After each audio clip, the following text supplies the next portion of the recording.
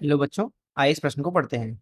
Bohr model का उपयोग करके किसी हाइड्रोजन परमाणु में n बराबर 1, 2 तथा 3 स्तरों पर इलेक्ट्रॉनों की चाल परिकलित कीजिए। और दूसरा प्रश्न है, इसमें से प्रत्येक स्तर के लिए कक्षीय अवधि परिकलित कीजिए। आइए इस प्रश्न की मुख्य अवधारणा की चर्चा करें। अगर हम बात करें बोहर मॉडल के हाइड्रोजन परमाणु की, तो हाइड्रोजन परमाणु में उसके नाभिक के अंदर एक धन आवेश होता है और इलेक्ट्रॉन उसके चारों तरफ वृत्तीय गति में घूमता है। अगर मान लें कि अभी इलेक्ट्रॉन जो है वो nवें कक्ष में घूम रहा है, ऐसी स्थिति में इस कक्ष का त्रिज्या जो कि हम r मान लेते हैं वो दिया जा सकता है r बराबर 0.53 n स्क्वायर एंगस्ट्रॉम के बराबर।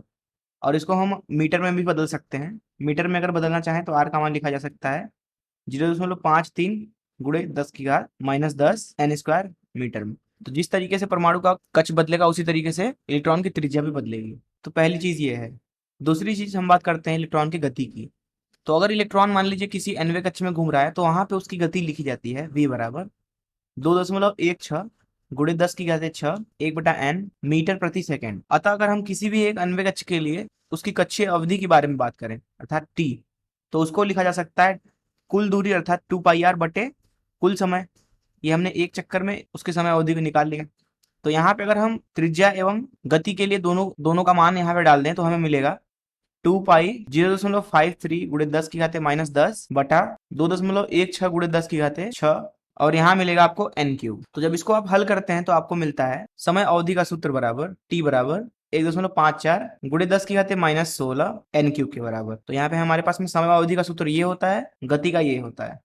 इन मुख्य अवधारणा का इस्तेमाल करके आइए इस प्रश्न को हल करें। जैसा कि यहाँ पे बोला जा रहा है कि हमारे पास में हाइड्रोजन परमाणु है, उसके लिए हमें n बराबर 1, n बराबर 2 तथा n बराबर 3 के लिए गति निकालनी है। तो मान लेते हैं कि n बराबर 1 में इलेक्ट्रॉन की गति v1 है, n बराबर 2 में इलेक्ट्रॉन की गति v2 है, n बराबर 3 में इलेक्ट्रॉन की जो गति है वो v3 है। ऐसी स्थिति में हम मुख्य अवधारणा का इस्तेमाल करके गति के सूत्र से लिख सकते हैं। n बराबर 1 के लिए गति हो जाएगा 2.16 गुणे 10 की घाते 6 मीटर प्रति सेकंड, क्योंकि यहाँ पे अगर इस सूत्र में हम n बराबर 1 डालें तो हमें मिलेगा इलेक्ट्रॉन की गति 2.16 गुणे 10 की घाते 6 मीटर प्रति सेकंड। वहीं n बराबर जब 2 डालेंगे तो यहाँ पे मिलेगा 2.16 गुणे 10 की घाते 6 भागे 2 मीटर पर सेकंड। तो जब इसको हल करते हैं तो हमारे पास में मिलेगा v2 बराबर 1.08 गुणे 10 की घाते 6 मीटर प्रति सेकंड। वहीं यहाँ पे अगर हम बात करें n बराबर 3 के लिए गति की तो वह हो जाएगा 2.16 गुणे 10 की घाते 6 बटा 3 मीटर प्रति सेकंड। इसको जब हल करा जाता है तो v3 का मान मिलता है 0.72 गुणे 10 के घाते 6 मीटर पर सेकंड। वहीं आप बात करते हैं समय अवधि की। तो n बराबर 1, n बराबर 2 तथा n बराबर 3 के लिए मान लेते हैं n बराबर 1 के लिए समय अवधि t1 है, n बराबर 2 के लिए समय अवधि t2 तथा n बराबर 3 के लिए समय अवधि t3। तो t1 का मान लिखा जाएगा 1.54 गुणे 10 की घाते माइनस 16 n क्यूब, मतलब कि 1 की पावर 3।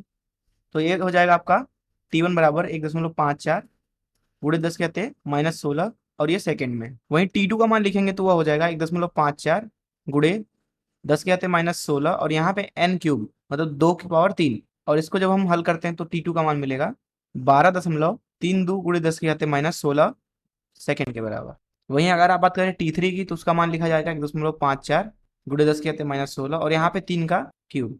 और इस तरह से इसको अगर आप हल करें तो आपको मिलेगा t3 का मान 41.58 गुणे 10 के घाते माइनस 16 सेकंड के बराबर। इस तरीके से हमने इस प्रश्न को हल कर लिया। मैं आशा करता हूँ कि आपको इस प्रश्न का हल जरूर समझ में आया होगा। धन्यवाद।